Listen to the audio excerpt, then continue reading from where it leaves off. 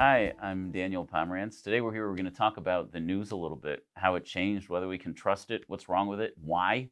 I'm here with Charles Bybelezer, the managing editor at HonestReporting, formerly of I-24 News, the Jerusalem Post, Media Line, and a bunch of other stuff. You've had jobs of, what are your jobs? You've been producer, showrunner, what have your positions included? Everything ranging from like desk editor to field reporter to senior producer to literally building shows of my own. From scratch? From scratch. For the network? Full cycle. When you say for your own, you're not talking about No, I'm talking a basement about and a podcast? no, absolutely. Yeah. I'm talking about real life international television that is broadcast throughout the globe. Yeah. Yeah. And the news is, the media's changed a little over the last 10 years, 20 years, hasn't it? 100%. And I mean, everybody notices this, and we feel there's this increasing feeling that we can't really trust what we're seeing. What changed since the days of Walter Cronkite? Yeah, who everyone used to gather around the TV, and they used to listen, and they used to just receive the who, what, when, where, why. And they used to trust what he was saying. Yeah. Now, I believe I would chalk it up to two things in particular, which I'll address separately. The first is political polarization, and the second one is the advent of social media. Yeah. So I'd like to start with the political side of the issue. Okay. Many mainstream media outlets today have become mediums through which to convey political messaging. So basically, a lot of the times, and there's like kind of like an intersection between political parties, think tanks, lobbyists, and news organizations.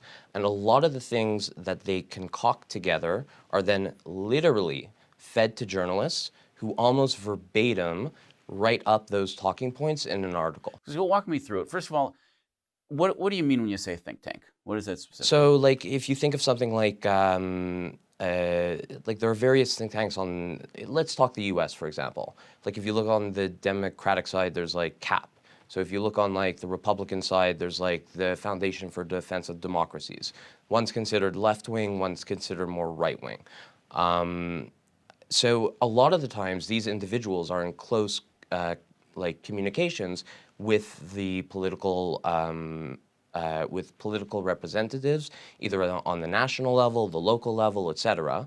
And basically, together, they formulate talking points on how the party really wants to convey its message on a certain issue, and that then bleeds into the reports that are published on that issue. So how does this make its way from the political echelon, through the think tanks, ultimately into the newsroom, where you have the beat reporters or the talking heads actually saying things? Is it making its way from the top down?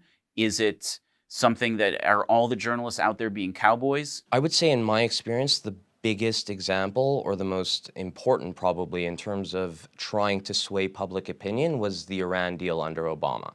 So you had a guy like Ben Rhodes, who was his communication advisor, who's very close with a number of different people who are like either Democratic stumpers, etc. And they literally formulated a message that needed to be conveyed to the public in order to try and sway them in favor of the nuclear. And that message was the narrative, that this deal will accomplish X. It will accomplish X, Y, and Z, but at the same time omitting the fact, for example, that like Iran will be enriched to a degree that it will be able to enhance its nefarious activities in the Middle East. Okay, well now so far we're not really so nefarious, right? Because everybody has their agenda they want to push. Everyone builds their messaging. There's a reason why we have multiple parties, because you got people out there to say the other side of it, right? So far you've got Ben Rhodes, who's working within an administration, building that administration's messaging, and he's coordinating with think tanks who are sort of supposedly independent, but everyone kind of knows where the think tanks fall, and some are more right and some are more left.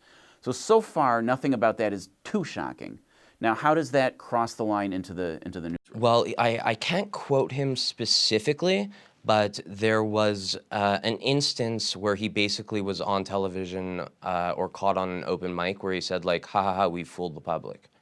Okay. Literally. And this was through the messaging, through like closely aligned media. Yeah. But on the other side, you have like the Republicans who were pushing the other message. This is dangerous. This is a regime that wants to destroy the United States. So what you have is basically a clash of competing narratives that's expressed, or which should be expressed in one specific news outlet, all news outlets, but you'll only get one side here, another side there. It used to be that they would just simply like explain the entire picture, the entire context. This could happen, this may be good, this may be bad, but the reader or the viewer was left to decide for him or herself. You know, and I think in my mind, maybe it's naivete. I like to think that in the newsroom, there's somebody who's out there doing research and actually figuring out what's going on. And as I became less naive, I came to the understanding that, okay, there's narratives on two different sides, and the newsroom will give you competing narratives. But now we're even moving towards something else that's even beyond just that, right? Well, it used to be like that, but I mean, even when like you watch like a major news outlet, for example, like I don't want to name names in particular, but usually they'll have like, let's say, 3 or 4 right-wingers and then like your token leftist. Yeah. Do you know what I mean? Or you'll have the opposite. You'll have like 3 or 4 kind of left-wing people, and you'll have like your token righty. And the idea is to present the image of neutrality. But at the end of the day, when you're watching this thing, it's overwhelmingly apparent to people who have been in the industry that they understand that this is contrived. Why is that? Why did people not want to see contrived news before? And why do we have contrived news now? Because it seemed to be successful for the better part of a century. I think because people's opinions have become so strong that there's almost no discussion anymore. Political discourse has become literally animalistic, quite So you frankly. think it's about pleasing the viewers? I think, first of all, a lot of the viewers have become so entrenched in their own views that they don't want to hear anything else. And if they do hear anything else, it's shocking, it's offensive, it's racist, it's, you know what I mean? Even though in the past, this is something that would be just simply obvious that it should be, you know, the viewer should be informed. But it's not about informing anymore, it's about manipulating. And well, so here first, it sounds like we have two things going on. We have viewers not wanting to hear things, and something's upsetting to a viewer, and any commercial outlet doesn't want to lose ratings. But then there's also an element of manipulation that you're trying to get viewers to move their thinking in a certain direction. 100%, but at the root of it, I think, is the fact that the polarization, for example, has caused people to become so loyal to their own ideas that any ideas that that would make them either try and rethink their position or something to that effect is almost like a personal attack on themselves, as opposed to going to the news in order to just become educated with the facts. Well, can you think of a specific story where someone in the newsroom had access to certain information and either chose not to share it or was told not to share it? And how did that play out? Where did the instruction come from? What information was there and not shared, and why? Well, we were discussing Gaza before, for example. So I know that during the war in 2014, which I actually covered, I know that there was a lot of information coming out from the IDF on basically a half-hour basis in terms of casualties, in terms of number of bombings, etc. So when the IDF used to release casualty numbers, a lot of the times they differentiated between Hamasniks and civilians. Hamasniks being like terrorists, but you're not allowed also to say terrorists in a lot of news outlets these days, which that in and of itself is kind of ironic. Although everyone has style guides, they do what they want to do. Fine, I understand that point. But a lot of media outlets that were receiving that have Jerusalem bureaus, for example, they were reporting the number of casualties in totality as opposed to breaking it up between this is a war and like these are combatants and these are civilians. So there was this number being thrown around, something like, I don't know, 2,200, something like that. But like the vast majority of them were actual people that were fighting and like sending rockets at Israel. Well, is it possible that maybe a journalist said, well, I don't completely trust the IDF as a source, so I'm not gonna quote their differentiation about who's a terrorist because maybe they're not right? Or do you think that was part of the logic, or do you think? I don't think so. because Israel is to a large degree a very open society when it comes to these things, and the IDF wants to get that information out so that, you know what I mean? And Well, then also to some extent, like sometimes normally as a journalist, you would at least say the IDF claims or the IDF says. You would give it of course, attribution, right? yes. But you're saying that they wouldn't even quote No, they the wouldn't want figure to at all. differentiate it because they'd want to expand the number in order to fit the narrative that Israel is perpetrating like some kind of massacre in Gaza. And you even had like, and you see how it translates even politically. So you had like Bernie Sanders at the time, who became a presidential candidate in 2016, almost beat Hillary, thereafter saying things like Israel killed 10,000 civilians in Gaza. All right, so of course, I mean, credibility, we can talk about who should be more credible and who shouldn't. But what you're talking about sounds like it's something else. It's not just that a journalist is giving more credibility to one side's information than the other, but is actually omitting information from one side and using information from another side as if it were established fact and as if there were no competing or questions about it. It still happens today. Yeah. And can you walk me through how does that come down? I mean, is every journalist out there being a cowboy, or is there a directive coming down from some level that causes it to be a coordinated effort? How do these play out in a news? It's become actually quite extreme from the top down. So if you use like the New York Times, for example, you saw what happened with Barry Weiss having left the New York Times, just simply because, and she's considered like left of center or centrist, let's say, you know, at worst left of center. But she just simply wouldn't conform necessarily with the guidelines that they were looking for. And if you look at, for example, the editor that was purged after the publication of Tom Cotton's op-ed suggesting that, you know, maybe they bring in the military in order to deal with the riots that were going on for months and months and are still going on. So that editor was purged. But in the past, wouldn't you want like a senior Republican senator's views being, you know, disseminated throughout the public so at least they understand? I mean, you're talking, by doing so, you're ignoring half of the American public. Yeah, it sounds a little bit like that term cancel culture, that if it's something you don't want to hear, you don't want to hear it at all, rather than hearing it and simply disagreeing with it.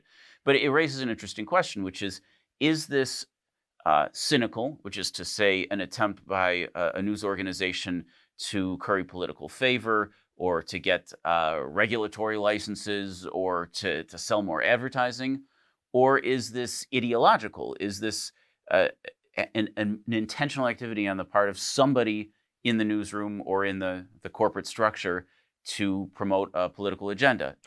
Part of it is, it's a very important point that you raised. A lot of it also boils down to the fact that the traditional business models of these news outlets has totally collapsed. So it's basically gone online. And in order to get subscribers, you need articles, first of all, that appeal to them because they want to pay for them. And also you need to generate what's called clickbait, or there's the propensity to generate clickbait content in order to get more clicks, more viewers, more subscribers. So I think that this is also not only you know, made the news much more biased, but it also has created an echo chamber because the people who want to hear it and want to pay for it or are willing to pay for it are going to pay for it on that site, but probably not on like another site, for example. Are there any examples? Are there news networks out there who just don't try to do that? And is it killing their business model? You know, a lot of this used to be done at the local level, you know, the local community papers or regional papers, but they've all been bought out by conglomerates. And they used to, for example, make their bread and butter on classifieds. But you know, Craigslist exists. There are all sorts of web forums that exist. Very few people are now advertising. So you have like, first of all, like you saw Buffett recently. I think he divested from like $144 million worth of like smaller news outlets, for example. They weren't making money. So again, these are for-profit businesses that, to a large degree, are also driven by what will make them money. And a lot of the stuff that will make them money would not generally qualify as traditional news. It's more along the lines of BuzzFeed, for example. Do you know what I mean? Yeah. So you're kind of getting like... Yeah, you're getting and you're getting entertainment in a way. You're getting what people want to hear.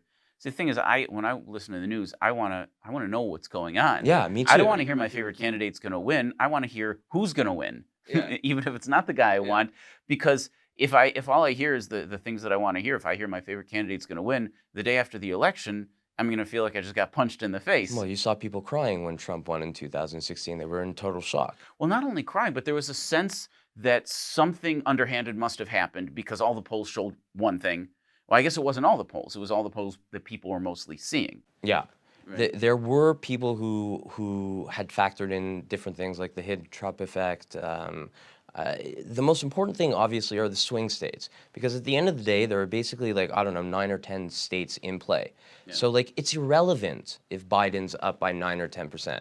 I mean, it looks good in a headline, but he's going to win the popular vote by 2 to 3 million, just like Hillary did. The question is, what's going to happen in Pennsylvania? What's going to happen in Ohio? Well, I've been looking at the polls lately in the president, and we should point out that right now we're a little bit before November 3rd. By the time some of you are watching this, it may be after November 3rd, so you can analyze what we've been talking about here and see if we were right. Yeah. We're well on the way to embarrassing ourselves, possibly. No, I think we'll be good. Okay, so, but I'm looking at polls, and I'm looking at polls specifically in swing states. Yeah. And I look at a Michigan poll, I look at a Wisconsin poll, and I'm discovering that much like news networks, I can find a poll that will tell me whatever I want to see. If I want to see Trump's winning, if I want to see Biden's winning, I can find a poll that will tell me that. And there are some polls that are saying, well, we're better at tracking the shy vote, or our methodology is more modern. But it's starting to make me wonder whether polls have, much like news networks, just become sources of entertainment. And if so, where can I even look to get a grasp on the world I'm living in? It's very hard. The little ones, the smaller pollsters, for example, like the ones that work in Iowa, the ones that work in New Hampshire, that like you'll see a lot of information flowing during like the primaries. They're not incorporated necessarily like, what's a more catchier headline? Biden up by 12%, or Trump and Biden neck and neck in Ohio could decide the election. Do you know what I mean? So yeah. It's glossed over to a large degree, but I don't think it's only unique to the U.S. I think that it exists in Israel too, to a large degree. I had told you before, like the polls have been pretty much wrong for the past 5 elections. You've covered very closely elections in Israel. Absolutely. What did you discover happened? So basically, every single election, they've underestimated the Likud, and they've overestimated the opposition. So I remember a personal story of mine in 2015 when we were covering the election, and Bibi was going up against Herzog. It was either 2015. And all of the polls were predicting like, in Israel, if you win by 3-4 mandates, that's a landslide. So everyone was seeing Herzog 3-4 mandates above Bibi. And when the exit polls came out, they were tied at like 27 mandates. There are 120 mandates, by the way, in the Knesset. And based on the political system here, there's no such thing as winning a majority. So it's coalition building. But still, the individual or party that gets the most mandates is given generally the first task at forming the coalition. So the exit polls came out at around, 10, 11 o'clock, like they always do. And there was shock throughout the country that they were tied. And I remember going to sleep that night for a couple hours and waking up at like 4 a.m. in order to break the final results at 5 a.m. And Bibi had won 30 mandates to 27 mandates. So it had almost... And you don't think that's not within the margin of error. And that wasn't because people were changing their minds during the voting day. It was because the polls had gotten it wrong. In my opinion, they got it wrong, just like they got Brexit wrong, just like they've gotten a lot of things wrong. Well, you had a poll. It was one of the only accurate polls. Your methodology was very straightforward. Very. Right? So that could only mean one of two things. Either the other polls were not using effective state-of-the-art methodology, or the other polls were trying to do something other than just get an accurate look and successfully did what they wanted to do. I have my seeking suspicions. Yeah. And based on people that I know in those news organizations as well, I have my seeking suspicions. Again, in Israel as well, the media is highly polarized. And like you even see it with the indictments against Bibi now, like trying to exchange like favors for positive like media coverage. Traditionally, the media here has been quite left-wing. And I remember there was a whole controversy why Bibi brought down the government after it was formed in 2013 and they went to elections in 2015 is because he wouldn't support the so-called Israel Hayom legislation that many members of the legislature wanted to pass in order to close what is known as Israel Hayom here. So it's basically it's a Sheldon Adelson sponsored pro-Netanyahu free daily publication. So, I mean, they wanted to shut it down in the Knesset. So when you're looking at it, and I mean, that's a perfect intersection of how, politicians will go to such extreme measures to get the coverage that they actually want. If you're a news audience and you just want to understand what's going on in the world, what do you do? It's very hard. I would simply suggest something very, very basic. Read both sides. It's no secret where Fox News stands. It's no secret where the New York Times or the Washington Post stands. Read them both. Just read it both and get both perspectives. And then, you know, there used to be something called critical thinking. Do you know what I mean? Where like you would literally be, bombarded with the facts, and then you were an adult and generate your own opinion. And that opinion is allowed to shift over time, depending, and even issue by issue. But it just doesn't seem to exist that much anymore. Well, thanks for taking the time to chat about this a little bit. Pleasure, I love it. I'm afraid it maybe made me even more cynical about the world than when I first came in. Yeah. Well, thanks so much for taking the time, and thank you for taking the time to share the conversation with us. Let us know in the comments what you liked, what you would like to see us do more of or do differently, what other topics we should cover, what other people maybe we should bring in to talk to you. And if there's a good reaction, maybe we'll do some more of this and have conversations with you a little more often. So thanks so much for being here with us today.